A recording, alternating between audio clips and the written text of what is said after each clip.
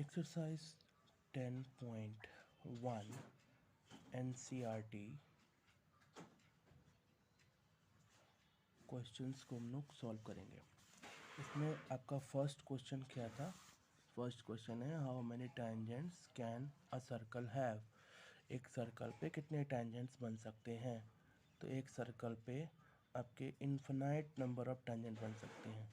अगर आप पॉइंट्स लेते जाएं, टेंजेंट्स ड्रॉ करते जाएं, तो उसकी कोई लिमिट नहीं है। देखिए बहुत सारे बन सकते हैं, कहीं भी पॉइंट लेके आप टेंजेंट बना सकते हैं। Many tangents you can draw. Okay, so इसका आंसर क्या होगा? इनफाइनाइट। नंबर 2 क्वेश्चन पूछा, फिल इन द ब्लैंक्स।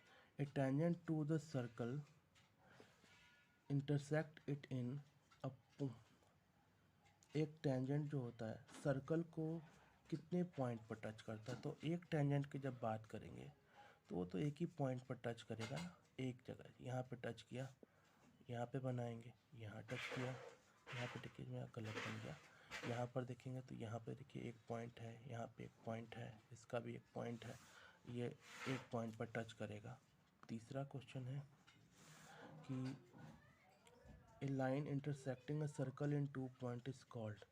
एक लाइन अगर सर्कल को 2 पॉइंट में काट करके चला जाता है, आर पार निकल जाता है, तो इसको हम क्या बोलते हैं?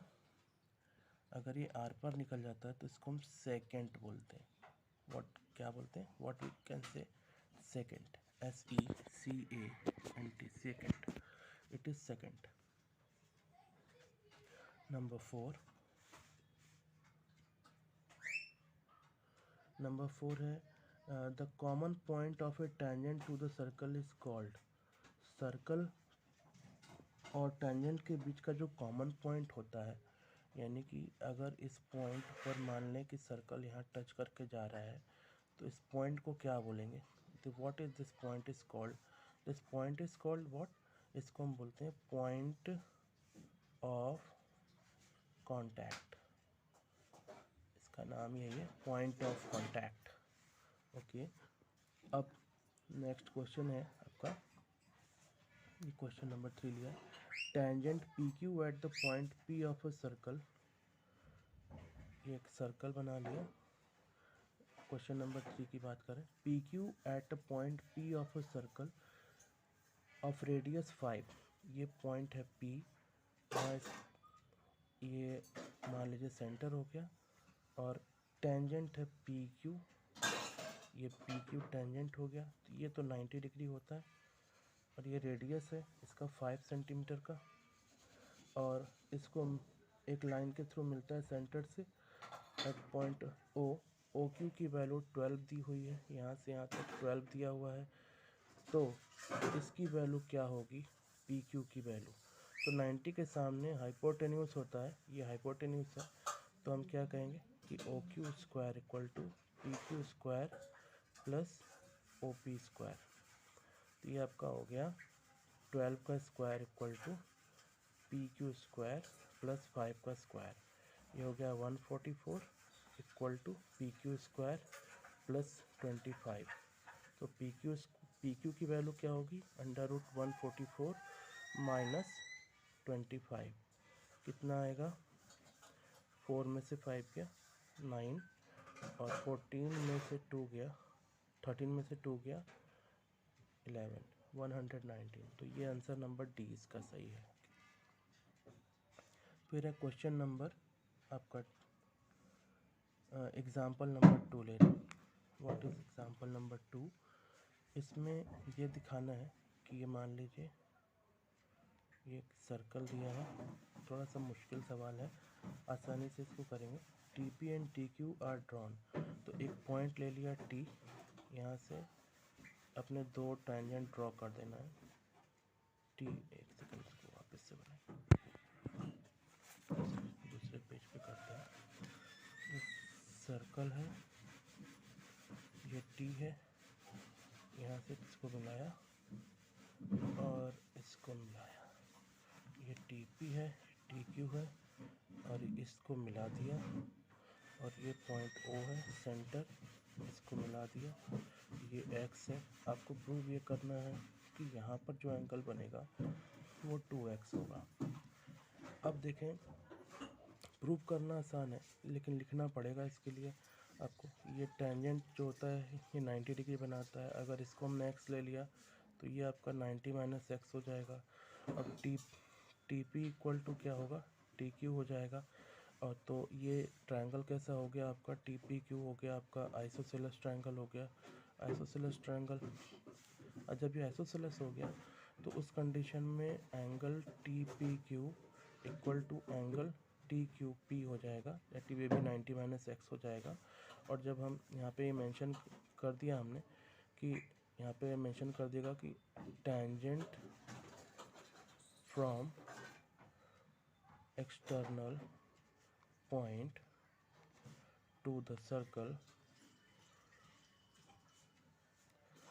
आर इक्वल, ये लिख देंगे, ये इक्वल होते हैं 90 माइनस एक्स। तो ये दोनों जब इक्वल हो गए तो अब हम इसको निकालेंगे। देयरफॉर एंगल सम प्रॉपर्टी की तीनों एंगल का सम 180 होता है। तो एंगल पी टी क्यू कितना हो जाएगा, 180 डिग्री माइनस इन दोनों एंगल का सम, यानी 90 minus x plus 90 minus x. यहाँ पे लिख दीजिए एंगल सम प्रॉपर्टी से। अब इसको क्या लिखेंगे, 180 माइनस 180, और ये दोनों माइनस 2x ही, तो ये प्लस 2x हो जाएगा। तो इसकी वैल्यू 2x आ गई।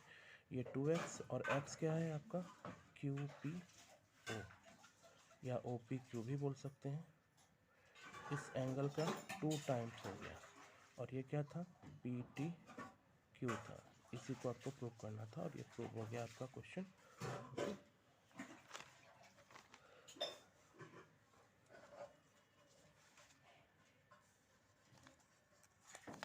नेक्स्ट क्वेश्चन पे चलते हैं।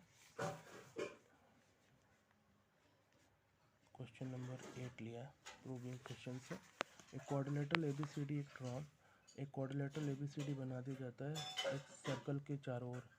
तो आपने इसको बना लेना है, एक कोऑर्डिनेटर बना दीजिए। यहाँ ये मान लीजिए DC लिखा हुआ, और ये पॉइंट यहाँ पे ले लिया, ये इसको यहाँ पे टच किया, और ये आपका यहाँ पे इसको टच करेगा, और ये इसको यहाँ पे टच करेगा। तो हमने इसको ले लिया A, ये हो गया P, ये हो गया B, और ये हो गया Q। तो आपको प्रूव करना है, ये P Q, यहाँ पे हमने लिखा R, ये पे लिखा S। प्रूव ये करना है कि AB plus CD equal to AD plus BC। अब देखिए, प्रूव करते समय आपको क्या लिखना होता है, पहले गिवन लिखना होता है। गिवन कि ABCD क्वाड्रिलेटरल है, इज ए क्वाड्रिलेटरल, और सर्कमस्क्राइबिंग सर्कल। अब इसके बाद प्रूफ स्टार्ट करेंगे। जो प्रूफ करना है वो तो आपके पास ये है, वो यहाँ पे लिख देंगे। प्रूफ में लिखेंगे tangents from external point to the circle are equal in length. ये आप लिख दिया, तो इसलिए यहाँ पे हमने D लिया। तो यहाँ से जब देखिए D से 2 टेंजेंट हो जाएंगे, एक ये और एक ये, इस पॉइंट D से। तो ये आपका DR इक्वल टू DS हो जाएगा, DS। इसके बाद A से 2 टेंजेंट हो जाएगा, यहाँ पे टच कर रहा है, यहाँ पे टच कर रहा है, AD इक्वल टू AS हो जाएगा, AD इक्वल टू AS हो गया। इसी तरह से यहाँ पे देखेंगे तो ये BD इक्वल टू BQ हो जाएगा, BD इक्वल टू BQ हो गया। इसके बाद ये आपका यहाँ पे एक ये C से CR इक्वल टू CQ हो गया, CR इक्वल टू। तो ये तो हो गए आपके जो अननोन फैक्ट्स हो गए। तो जो चीज़ आप जानते हैं पहले से लिख लिया। अब इसको ले लेते हैं left hand side, A B plus C D. अब इस ए बी को आप ब्रेक कर दीजिए इस फिगर के हिसाब से। A D A P plus P B में ये आपका हो गया A P plus P B. और सी डी को ब्रेक कर दीजिए, यहाँ से सी डी देख लीजिए, A D R plus R C है, इसको लिख दिया D R plus R C. अब हमको जो लाना है उस पर ध्यान दीजिए, A D plus B C लाना है, तो ए वाला पोर्शन छोड़ दीजिए और क्या लाना है, ये बी सी लाना है, तो ये बी वाला पोर्शन छोड़ दीजिएगा। तो हम इसको क्या करते हैं, ये जो पी बी है, पी बी किसके इक्वल है, P B equal to B Q है, तो यहाँ पे हम A P plus B Q लिख दिए। डी आर क्या है, D R equal to R C है, तो आर सी लिख सकते हैं प्लस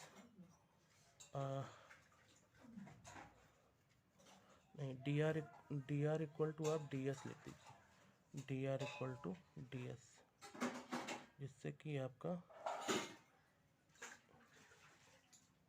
ये आ जाए आर सी ये रहा, आर सी को सी क्यू लिख दीजिए। इससे क्या होगा, ए पी प्लस ए पी को हम लिख देते हैं ए एस के इक्वल, यहाँ पे इसको लिख दिया ए एस प्लस यहाँ पे डी एस, इसका एक पेयर बना लीजिए A S plus D S का, और B Q plus C Q एक साथ बना लें। इससे ये क्या हो जाएगा, ए डी हो जाएगा, और ये क्या हो जाएगा, बी क्यू और सी क्यू मिलके क्या हो जाएगा, आपका बी सी हो जाएगा। यही प्रूव करना था। ओके।